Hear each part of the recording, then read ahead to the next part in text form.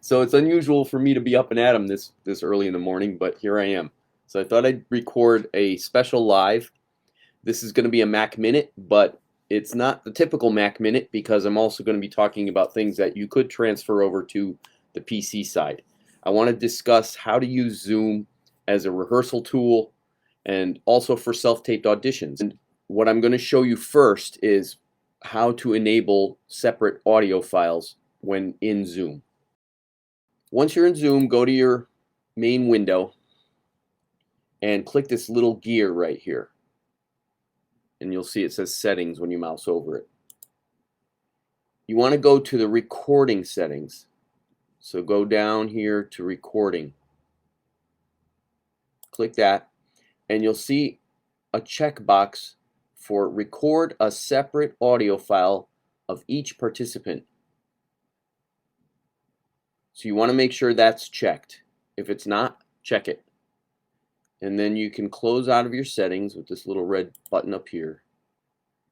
And your Zoom will then separate out the audio files once you start recording the session. So you could do this a couple of ways. You could use your webcam, like I often do, to record your self-taped audition so that the camera and the sound is all handled by the one program. What some of you have said to me is that the video quality isn't to your liking. So there's a workaround for that. If you want to record yourself with your cell phone, with your iPhone or some higher quality camera, you could still do a Zoom recording and it's going to create those sound files for you that you could then pull into your editor and just sync up with the phone video. So it's up to you. You don't need to use the Zoom video as your main source if you don't want to. I don't mind it so much because my webcam does a pretty decent job and I feel the quality is okay. You want to then locate those sound files. So if you go into your Finder, you're going to, and here's another trick that I want to show you on the Macintosh, and I believe probably similarly on the PC. But see down here at the bottom, this gives you the file path. And the path is essentially where on your hard drive the file is located. In there's Documents, and then within the Documents folder, Zoom creates a folder called Zoom.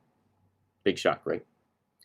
Within that Zoom folder, all your recordings are going to be stored, and they're going to be listed by date and time. So if you do more than one per day, you'll have the same date, but you'll have different timestamps.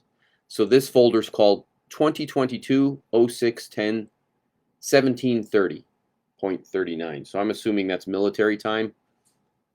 And then within that day's recordings, you're going to see an audio record file. So up here, I've got it visible. I'll show you. So there's the Zoom folder here. Click that, you get all of this. Click the right date, and you'll get all of this. And then within this, you'll see audio record. Within the audio record folder, you're going to see those separated out audio files. The audio that's separated out individually. So I'm going to play one of these. Oh, and here's another trick I'm going to show you right now. This is on the Mac specifically. But when you try to open these files, you may find that the Macintosh is defaulting to iTunes, which is a pain in the butt, right? I don't want it to open up iTunes to play a sound file. So what you can do instead is right-click on this, go to Get Info. You may be familiar with this. And that's going to open up a little window. Down here it says Open with iTunes Default. So just click on this guy right here and change it to QuickTime. Boop. And then close it out. Now when I open this, it should, if I did it right, should open up in QuickTime. Yep, look at that. QuickTime is opening. Now here's what I'm going to show you about this audio file. And let's do another one. Thank you. Here we are. That's not necessary. All right, so there's a line from me. That was one of the lines in the read. I said, thank you, that's not necessary. So, thank you, but that's not necessary. I'm fine.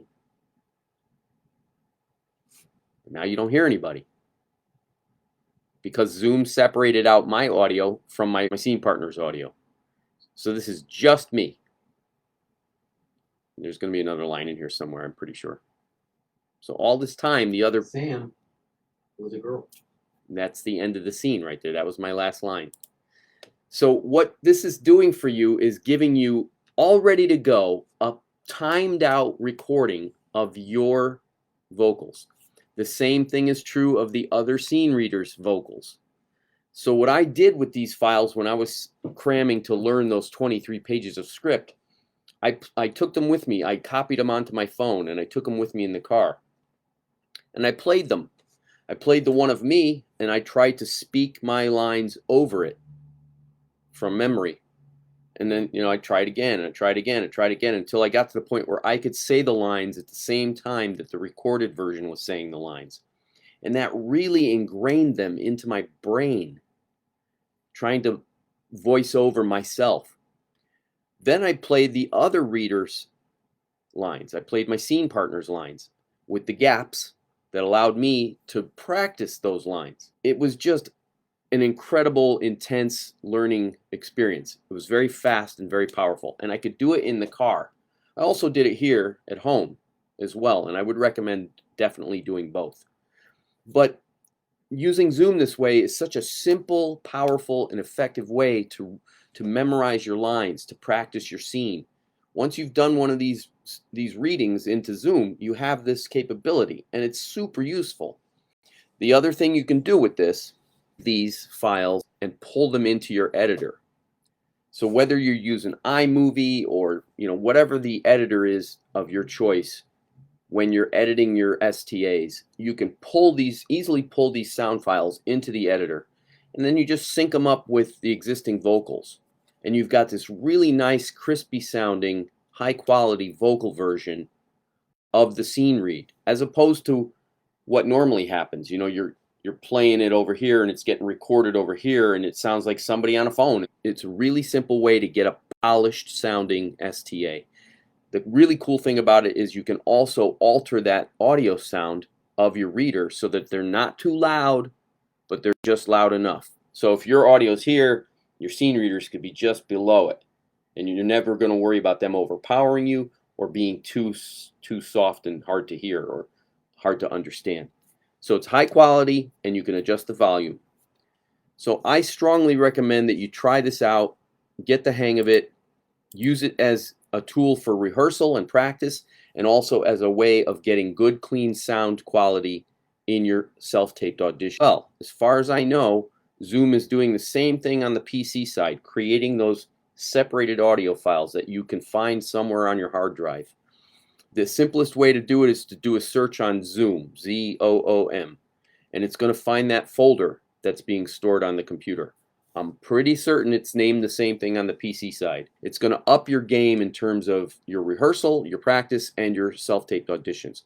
Audio is important, and if you can get clean, crisp recordings of the reader's audio, you're way better off than if you're trying to record from one device into another device, and that introduces a whole host of problems, as you probably already know. All right, so that's been today's Mac Minute. Good morning to everyone. Thanks for watching.